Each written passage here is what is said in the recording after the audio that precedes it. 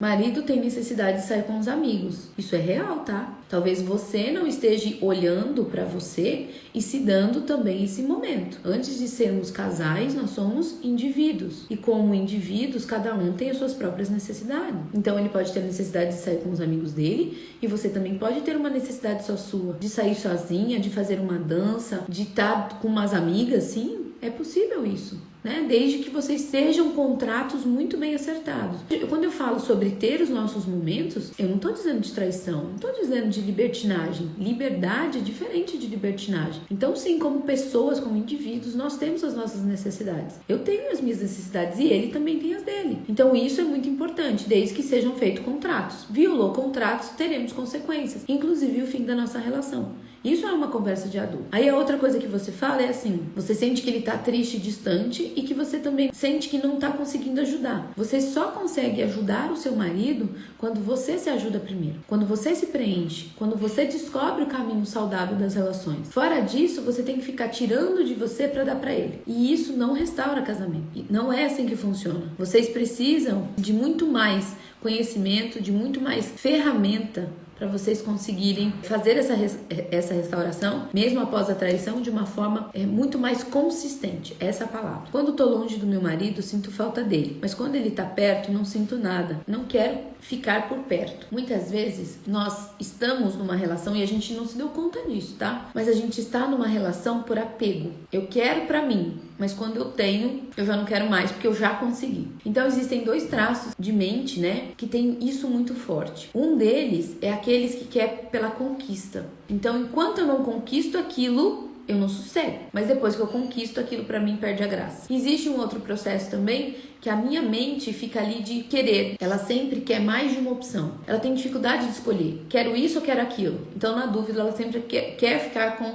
as duas coisas que ela pensou, plano A e plano B. Ela tem essa dificuldade de se decidir. Então isso pode estar acontecendo sim com você, porque você vai para conquista, você conquista e ele volta. Nesse processo de conquista, quando volta, não atende mais às suas necessidades. Então você deixa que vá. E aí você parte para o processo de conquista de novo. Sabe? Vem mais para uma satisfação do que propriamente por querer dar continuidade a essa relação. É importante que você olhe para isso, porque aqui nesse movimento, né, você está atendendo uma necessidade sua de uma forma não saudável. E você pode fazer isso de uma forma saudável dentro do seu casamento. A minha sexualidade melhorou após a traição. Isso é normal? Claro que é. Quando eu falo para vocês que vocês podem usar a maior dor de vocês para ser também a sua maior força e a sua maior conquista, é disso que eu tô dizendo. Provavelmente, antes da traição, a sua sexualidade não era como era agora. Ela não era desinibida. Talvez por vocês não fossem permitida. E depois que a traição ela vem, por mais dolorido que isso pareça, e não é necessário ter a traição para fazer isso, mas por falta de conhecimento, não deveria ser normal, mas é o caminho comum. Que é o quê? Depois que se descobre a traição, é jogada cartas na mesa. E nesse processo, muitas das vezes, quando vocês jogam as cartas na mesa, quando vocês escutam, um dos pontos chaves que não foram olhados antes da traição foi a sexualidade. E quando você já começa a fazer esse movimento na sexualidade, isso sim pode ser uma grande força para você. Então, assim, antes você poderia ter alguns bloqueios, hoje você pode ter um pouco menos. Só que a gente precisa lembrar que a sexualidade é a cola do relacionamento. Mas o relacionamento também não é só sexualidade. Existe uma lógica, né, por detrás desses relacionamentos que não se sustentam só na sexualidade. A sexualidade e a cola é de extrema importância, porém só ela não segura a base da restauração. Mas é possível sim, porque você tá olhando com esse olhar de fazer da sua maior dor a sua maior força e agora também o seu maior recurso. E com certeza nesse processo você está se descobrindo mais como mulher. Talvez tenha sido um momento que você se perdeu na maternidade. Na maternidade, olhando para os nossos filhos, a gente vai para a identidade de mãe e a gente esquece das nossas necessidades de mulher. Nesse movimento fica-se um buraco e esse homem começa a olhar para fora, atraído por um feminino muito forte. E nesse buraco essa pessoa acaba entrando. Quando você olha para isso, olha para esse buraco que estava fazendo falta, você volta a ocupar o lugar da mulher. E quando você volta a ocupar o lugar da mulher, a mulher sim dá atenção à sua sexualidade, dá atenção ao seu corpo,